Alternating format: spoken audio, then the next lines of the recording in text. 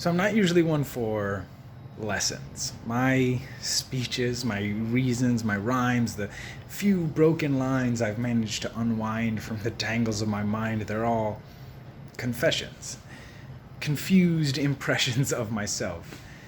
But right now, I'd like to put that on a shelf and challenge you.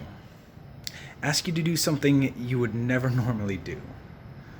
I want you to crack dominoes on the edge of a knife, making faces at the faces of fate as they congregate and hesitate, as they disintegrate and deliberate, the irony of inversion, wondering if your version of reality might be just slightly more real than the one before.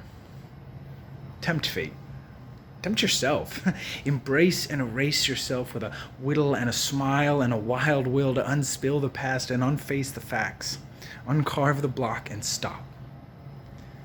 Rewind to a time when you had a mirror for a mind, and then you might find how well the pieces of the universe fell together at the beginning of time. I want you to breathe deep and slow. I want you to know everything you've ever known without memorization or categorization, without indoctrination.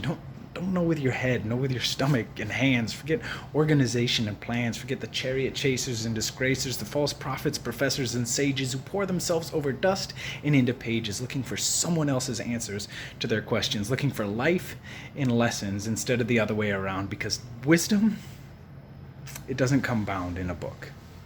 It cannot be put into words or preserved, and it cannot be learned in a classroom or a temple. It's not something somebody can give you. It's an event.